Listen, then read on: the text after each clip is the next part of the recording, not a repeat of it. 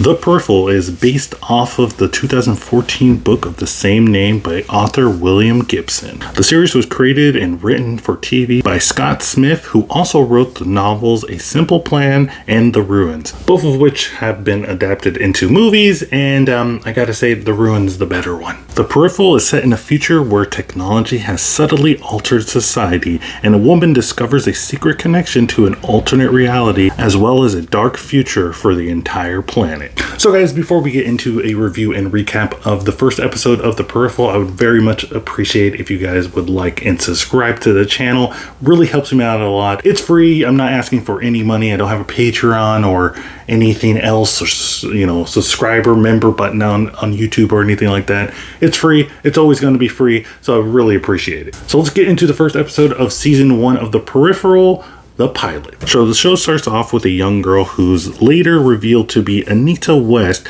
We'll get back to her later on in the series. And she meets up with an old friend named Wolf. Not to be mistaken by Wolf, because literally my subtitles on Amazon was saying Wolf the whole time, and I was like, oh, the guy's name's Wolf, that's a cool name. But then it was like Wolf.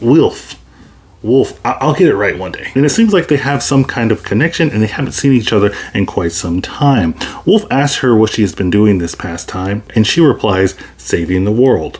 Wolf kind of scoffs it off and says that the world is no longer able to be saved. But Alita replies that I wasn't saying that this world I was trying to save. And it's a very interesting choice that they did right here with this kind of storytelling, because they quickly cut to our present day, quote unquote, and the world that we're going to be centered around for the majority of the series.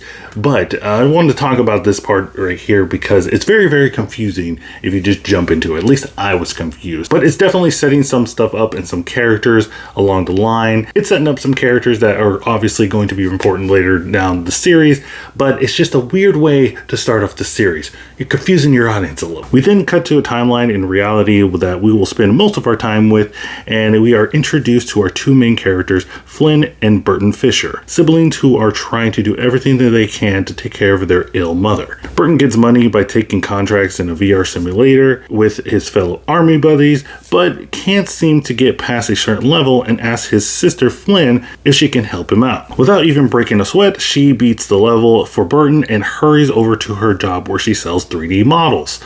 That's pretty cool, especially in this day and age. You know, 3D modeling is still a kind of like lucrative kind of thing. You know, some people have some 3D printers and they print out a whole bunch of stuff.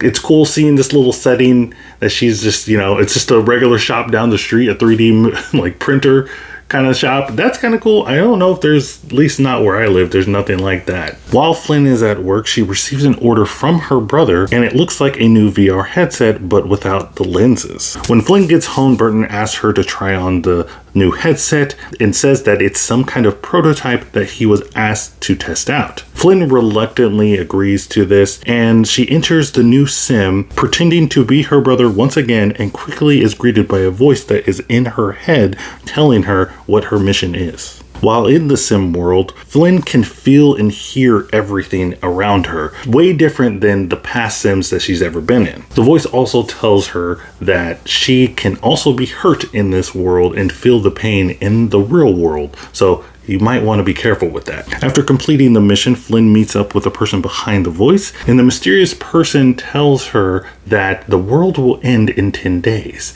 And what do you think about that? What are your thoughts? Flynn kind of like scoffs this off and, you know, thinks that the lady is crazy and then leaves the game. Excited about her experiences in the new sim, Flynn and Burton celebrate and realize that they can make enough money to get the medicine for their mother and just for them to set them up for a couple of months.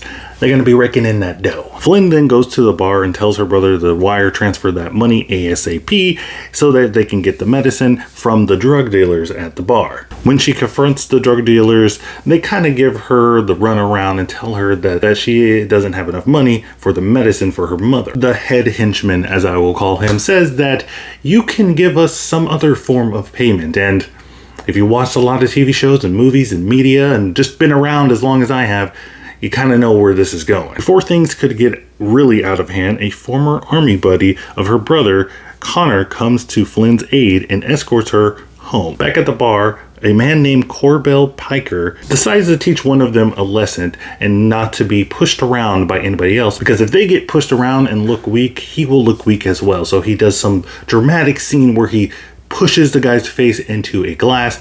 I would think the guy's face would look a lot more damaged than it did in the show, but nevertheless, the guy gets up and he looks a little fine, you know, for considering from what happened. But they're just setting up this Corbell guy as like the big baddie in town, and you know, he's a drug dealer and he's like has high influence. When Flynn gets back home, she decides to go back into the sim once again.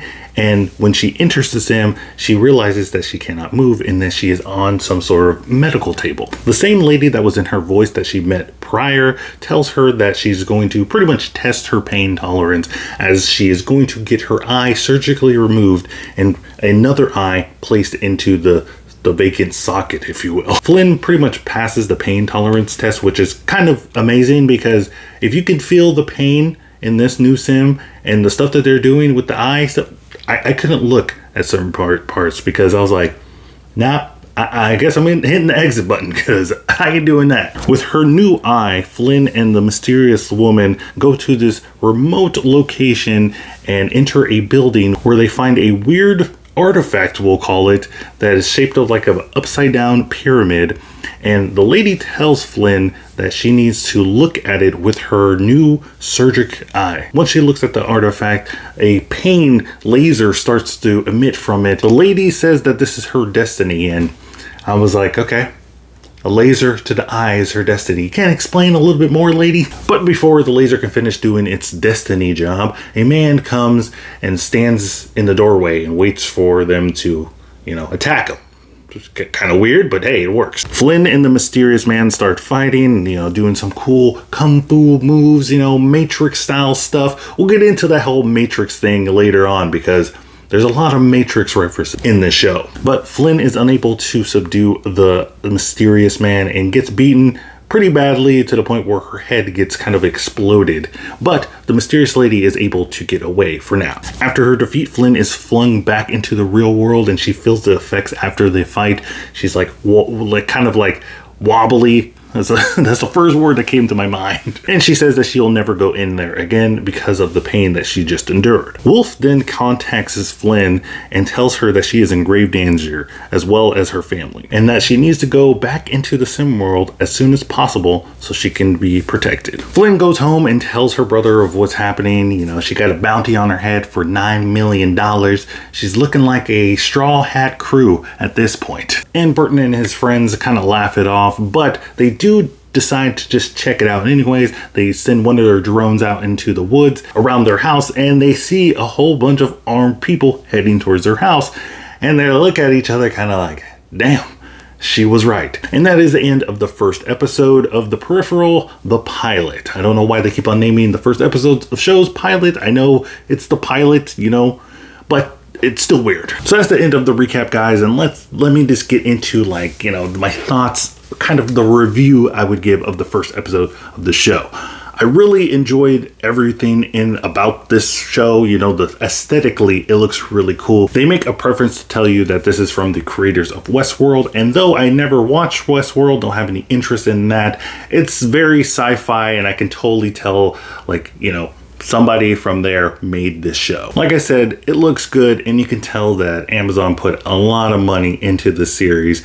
and you know, I appreciate that because I like stuff when they look pretty. Chloë Grace Moretz, you know, I always batted for her when people said that she sucked at acting, she can't act. And a couple movies that I've seen her in, you know, that's true.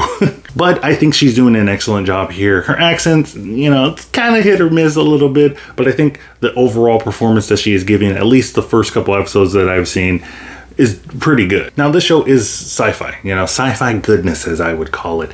But I do think when it comes to sci-fi, especially this genre, you can get really lost in the weeds at times, and this one is no different. There's a lot of exposition in this series, a lot of talkiness, a lot of like different words that we have to interpret, and it's like, oh, when they mean sim, they mean simulation, and the peripheral is actually a different world, and all this kind of weird stuff that you have to, you know, absorb, all this information that you have to absorb. And I know that can be a lot for certain people, you know, maybe a more casual audience, somebody that's just flipping through the channels or we don't have channels anymore. So I guess you're flipping through the different subscription services and you come across this and you're like, okay, you know, I just want to check it out. I like Chloë Grace Moretz and I like sci-fi, so I'm gonna check it out. It might be a little bit too much for you if you're just that casual fan, like I said. But if you are a fan of sci-fi and you want something that's not as exposition heavy as Raised by Wolves, because that shit was freaking sci-fi to the max, then I think you're going to enjoy this show. Now back to my Matrix reference that I talked in here. There's so much Matrix-y